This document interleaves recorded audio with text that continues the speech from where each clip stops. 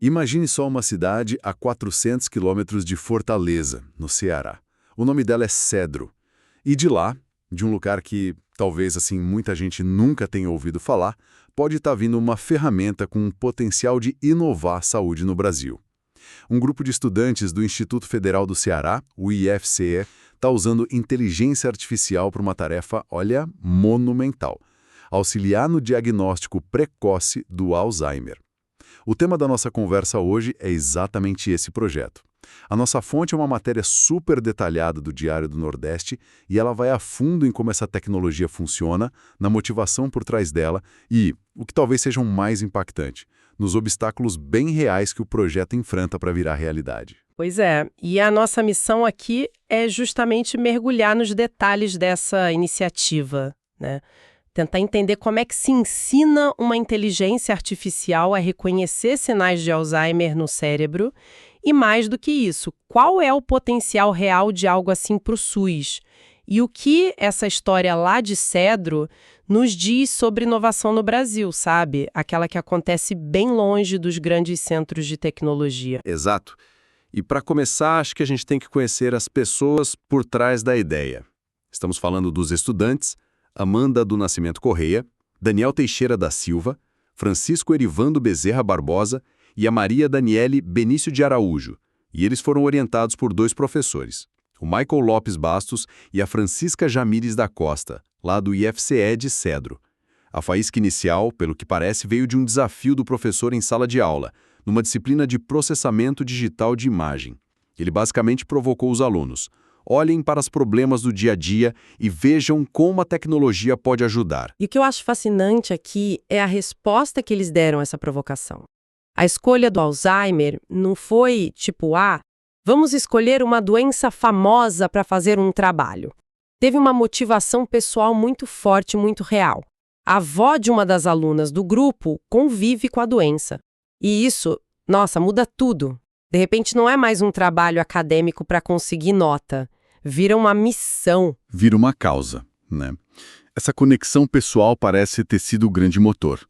O professor Michael Lopes diz que foi a partir dessa situação familiar que eles viram a necessidade de unir as tecnologias da disciplina com esse problema. Deixou de ser um exercício teórico e passou a ter um rosto, uma história por trás. Sem dúvida. É incrível como a inovação mais impactante, muitas vezes, não vem de uma análise de mercado, de um edital de pesquisa, mas de uma dor pessoal. É uma força motriz que dinheiro nenhum compra, sabe? E eles não começaram do zero, que também foi muito inteligente da parte deles. Eles se basearam numa pesquisa internacional que já existia, que usava ressonâncias magnéticas para tentar identificar a doença o mais cedo possível. O que o grupo de Cedro se propôs a fazer foi aprimorar essas técnicas, usar o processamento de imagem para adicionar uma nova camada de precisão. Então a motivação é muito forte. Mas fico curioso, como eles transformaram essa ideia em algo que funciona na prática? Como essa IA realmente opera, assim, no detalhe? Na essência, eles usam uma técnica chamada Deep Learning, ou aprendizado profundo.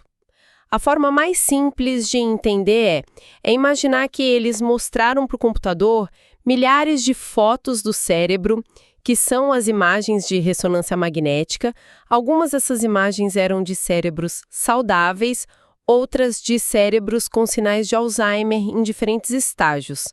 E o sistema, por conta própria, começa a aprender a identificar padrões. Ele aprende a ver o que o humano talvez não veja de primeira. Exatamente.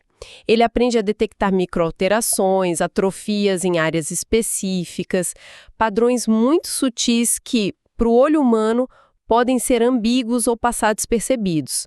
Principalmente num dia corrido com dezenas de exames para laudar, né?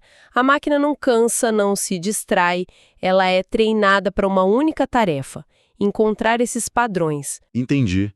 Mas isso me leva a uma questão que sempre surge com o IA na medicina. Isso significa que a máquina dá o diagnóstico? O médico aperta um botão e o computador diz sim ou não? Essa é a ressalva mais importante, e os próprios pesquisadores fazem questão de deixar isso muito claro. A resposta é um sonoro não. A ferramenta é um auxílio. O professor orientador é enfático. A máquina não pode dar um laudo. O que ela faz é analisar o exame e destacar áreas de preocupação para o médico. Pense nela como uma segunda opinião, ultra especializada e instantânea. Ela aponta e diz: doutor, olhe com mais atenção para essa região aqui, porque a probabilidade de ter algo relevante é de X%. Eu entendo que é um auxílio, mas na prática é fácil imaginar um médico sobrecarregado simplesmente aceitando a sugestão da IA. Quão robustos precisam ser os protocolos para garantir que a responsabilidade final continue sendo humana e que a máquina não se torne, na prática, quem dá o diagnóstico? Essa é a pergunta de $1 milhão. Não só para esse projeto, mas para toda a área de IA na saúde. A resposta passa por 2 caminhos. O primeiro é regulatório e ético. Criar diretrizes claras de que a IA é uma ferramenta de suporte à decisão e a responsabilidade legal e clínica é sempre do profissional. O segundo, e talvez o mais importante, é tecnológico. É o conceito de IA explicável, que, aliás, é um dos próximos passos que eles querem dar no projeto. IA explicável. O que isso quer dizer? 5% de chance de Alzheimer. Ela precisa mostrar como ela chegou àquela conclusão. Ela tem que destacar na imagem as áreas exatas que ela levaram a pensar aquilo, quais padrões ela identificou. O médico precisa entender o raciocínio da máquina. Sem essa transparência, não há confiança. E sem confiança, a melhor ferramenta do mundo é inútil na prática clínica. Faz todo sentido. É como se a IA precisasse apresentar suas provas para o médico, que é o juiz final do caso. E o que a tecnologia deles faz, na prática, é o que chamam de segmentação de imagens. Basicamente, ela isola estruturas específicas do cérebro e mede o volume, a densidade, a evolução de atrofias. Isso não serve só para um diagnóstico inicial, mas para monitorar a progressão da doença ao longo do tempo de forma quantitativa, sabe? Objetiva. E a visão de futuro que eles têm para isso é algo bem ambicioso. O professor Michael sonha em ter essa solução na palma da mão dos médicos. Um profissional em qualquer lugar do Brasil poderia subir um exame de ressonância para um sistema na nuvem e, em minutos, receber de volta um mapa de calor na tela, mostrando as áreas que exigem mais atenção. É levar a tecnologia de ponta para o dia a dia do consultório. E a ambição maior é nacionalizar isso para o SUS. E aqui a palavra disruptivo que o professor usa se encaixa perfeitamente. Imagina o que significaria para o sistema público de saúde ter uma ferramenta que democratiza o acesso a um pré-diagnóstico avançado, que hoje depende de especialistas que muitas vezes não estão disponíveis em cidades menores. Seria um salto de qualidade e de escala gigantesco. É um potencial enorme, mas como em muitas histórias de inovação no Brasil, é aqui que entra o porém, o grande obstáculo. É, o grande paradoxo. De um lado essa visão, esse potencial todo, do outro uma barreira brutalmente concreta e, de certa forma, frustrante, a falta de um supercomputador. E o que isso significa na prática? Eles não conseguem rodar o programa. Eles conseguem, mas de forma muito limitada. O processamento de imagem, especialmente com a complexidade de ressonâncias magnéticas e usando Deep Learning, exige um poder computacional absurdo, e o professor é muito direto sobre isso. A solução foi executada nas máquinas dos alunos, que não são adequadas. Ou seja, eles provaram que o conceito funciona, obtiveram resultados promissores, mas fizeram isso com o que tinham à mão, quase que no improviso. Mas que tipo de máquina eles precisariam? A gente está falando de algo que uma universidade maior teria, ou é um nível de computação que só existe em grandes centros de pesquisa internacionais? É uma ótima pergunta, não. Não estamos falando de um computador quântico, mas de servidores com GPUs de alta performance, que são as unidades de processamento gráfico. Uma universidade federal maior ou um centro de pesquisa bem financiado certamente teria essa estrutura. O problema é que essa infraestrutura não é distribuída de forma homogênea pelo país. E essa barreira não é um problema isolado de Cedro, é o grande fantasma que assombra a pesquisa de ponta no Brasil. A gente fala muito em fuga de cérebros para o exterior, mas o que vemos aqui é um estrangulamento de ideias por falta de hardware. A genialidade existe, os algoritmos são criados, mas eles não têm onde rodar. É imagem perfeita. A ideia genial presa dentro de um computador que não aguenta o tranco. É muito frustrante. Extremamente. Um potencial avanço na medicina brasileira está literalmente esperando por mais memória RAM e poder de processamento. Eles sabem que com um computador mais potente, os resultados seriam ainda mais precisos, mais robustos, prontos para serem publicados em revistas científicas de peso e validados pela comunidade internacional. E eles simplesmente desistiram? Jogaram a toalha por causa do hardware? Pelo contrário, e essa é a parte mais inspiradora da história. Eles não pararam.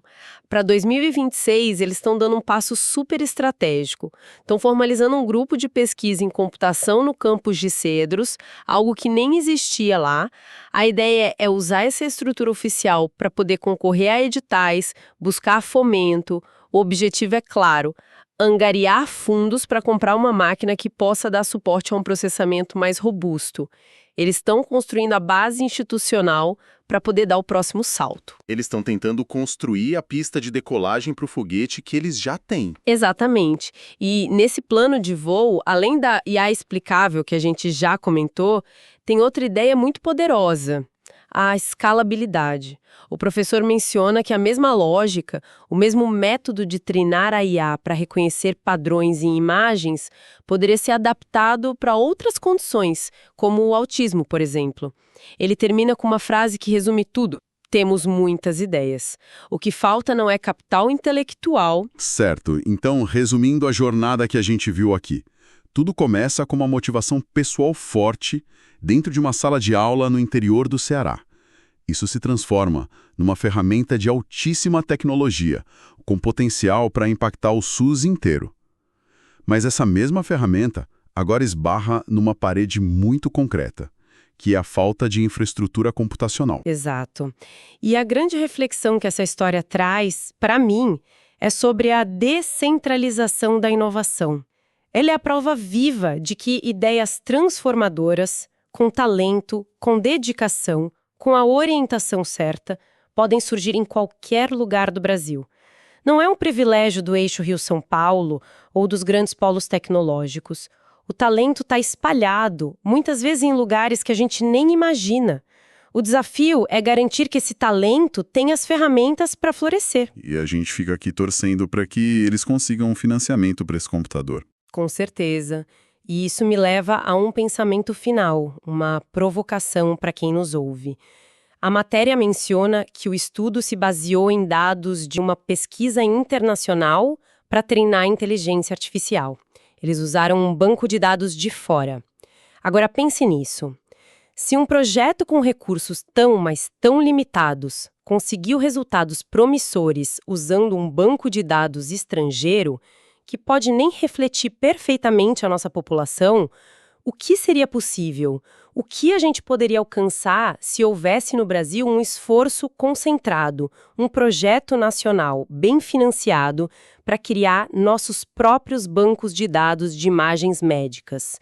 Bancos de dados gigantescos que reflitam a imensa diversidade genética e fenotípica da população brasileira para treinar a próxima geração de inteligências artificiais na saúde, feitas por brasileiros para brasileiros.